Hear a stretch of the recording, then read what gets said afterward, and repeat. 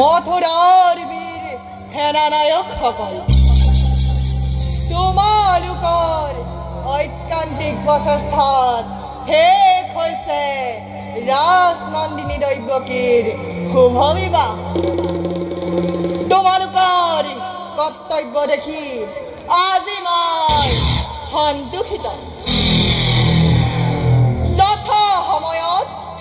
যথা সময়ত মই তোমালোকক মহাৰাজৰ পৰা পুৰস্কাৰ দিম যোৱা নিজ কামত হোৱাগৈ অগ্ৰসৰ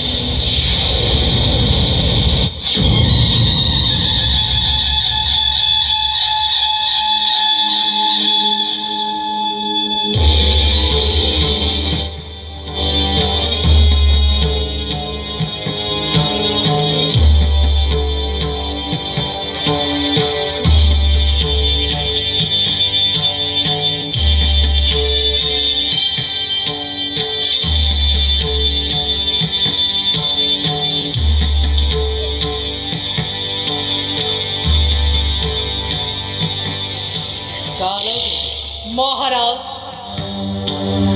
আজি অতি আনন্দৰ দিন হয় মহাৰাজ আজি অতি আনন্দৰ দিন স্নেহৰ ধ্বনি দৈৱকীৰ শুভ পৰিণয় শেষ হৈছে অতি মংগলিক ভাৱে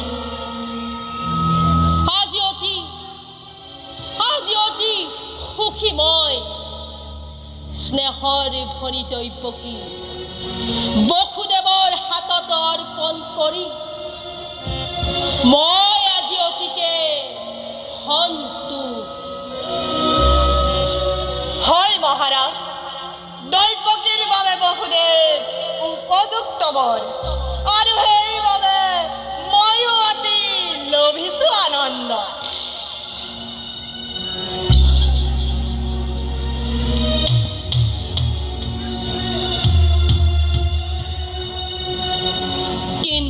কালকেতু মহাৰাজ একেটি কথাই মোক বাৰে বাৰে বিচলিত কৰিছে অন্তৰ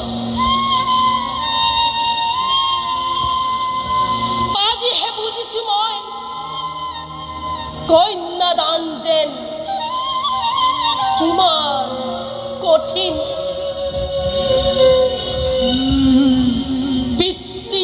মাতৃয়ে বাৰু নিজ কন্যা সন্তানক অচিনাকি লোকৰ হাতত কোন হাতে সমৰ্পণ কৰিব কালকেতু মহাৰাজ এই হৈছে জগতৰ চিৰন্তন নীতি পুত্ৰ হলে পৰৰ কন্যাই গৃহ শোভা কৰে আৰু কন্যা হলে গতি কৰে মহাৰাজ পৰ গৃহলৈ কিন্তু কালকেতু দুজনী নামানে মনে দৈৱকী যে ভনিটি মোৰ অতি আদৰৰ পঠিয়াই যাই মই দূৰলৈ কিবা দৰে থাকিম কালকেতু এই নগ্ন কাৰেঙ মহাৰাজ গুণী জ্ঞানী বিবেকী আপুনি এই যদি হয় শোকাতুৰ দৈৱকীক কোনে বাৰু কৰিব সান্তনা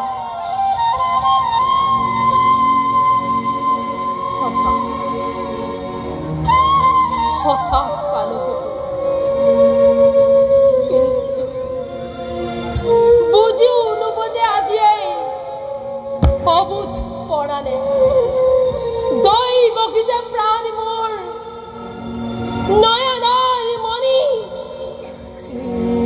দৈবকী যে মোৰ অতুল সম্পত্তি সেই দৈবকীক বিদায় দি সুস্থ জ্ঞানে এনেকৈ থাকিম কালকেতু ধৰাত জীয়াই।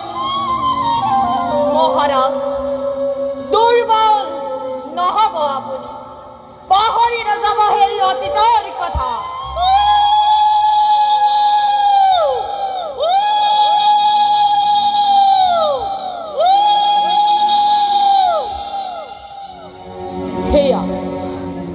সেয়া শুনা কালকেতু, শুভক্ষণ চাপিছে ওচৰত। শেষ হ'ল দৈবকীৰ বিবাহ কাৰ্য। কালকেতু হয় ষষ্ঠী ৰথ ৰথি সকলোটি প্ৰস্তুত কৰাগৈ তুমি সিংহ দুৱাৰত। আজি মই নিজেই ধৰি ৰথৰ বাও জৰি বসুদেৱ দৈবকীক লৈ যাওঁ পতি গৃহলৈ। ভাল মহাৰাজ, আপোনাৰ কথা মই অক্ষৰে অক্ষৰে কৰিম পালন। যোৱা কালকেতু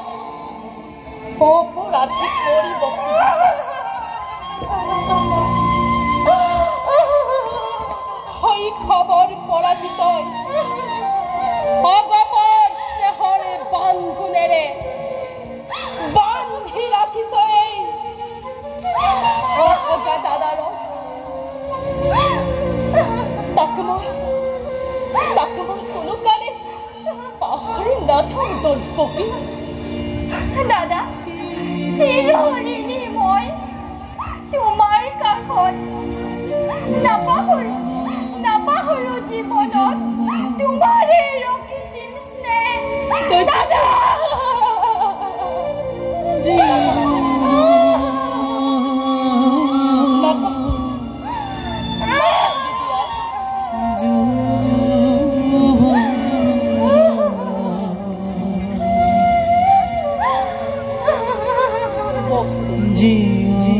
যুৱৰাজ,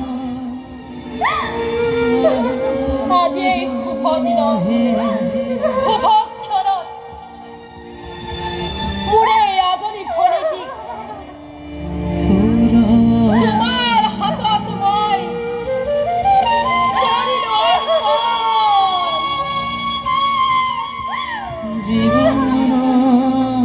সৰলা অজলা তাই অবুধ বালিকা সবাই ভূষণ জানি ওর ঢং যিনি ভাবি তাই হতদৌক তুমি করিবা মার্জনা।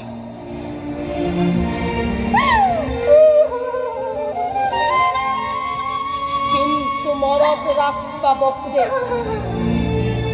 তোমার অপত্য স্নেহর পরা মোরে এজনী ভনীটি যে কোনো কালে নহয় বঞ্চিত। যুৱৰাজ, আদেশৰ নকৰো লংঘন।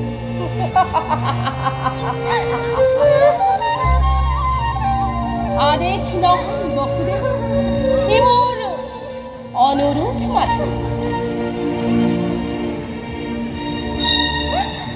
দৈবকী দাদা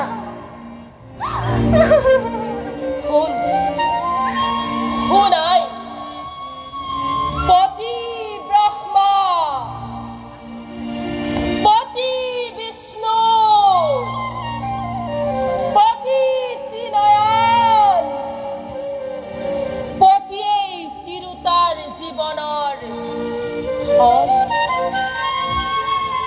দেৱতাৰ দৰে জ্ঞান তই কৰিবি সদায়, পাৰিবি আদেশ সদায়। স্নেহ প্ৰীতি শ্ৰদ্ধা ভক্তি সকলোকে তই জনাবি নেকি? দাদা, আশীৰ্বাদ দিয়া দাদা। তোমাৰ বাক্য যেন মই আখৰে আখৰে পালন কৰিব পাৰো দাদা, আখৰে আখৰে পালন কৰিব পাৰো।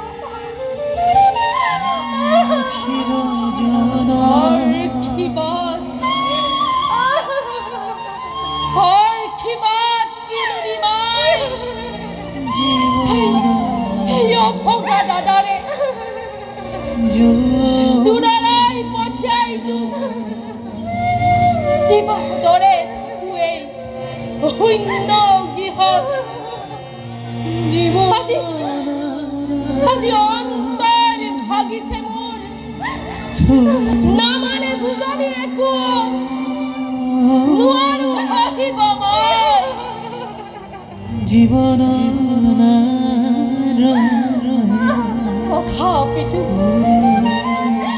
তথাপিতো মই জাৰি দিছো আশীৰ্বাদ, তহঁত দুইৰে যুগ্ম জীৱন হৰ গৌৰীৰ হওক বসতি।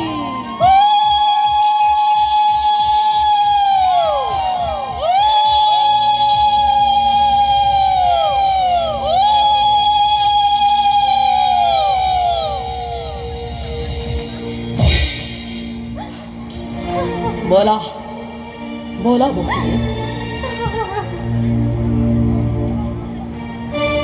बोल बोल দাদা,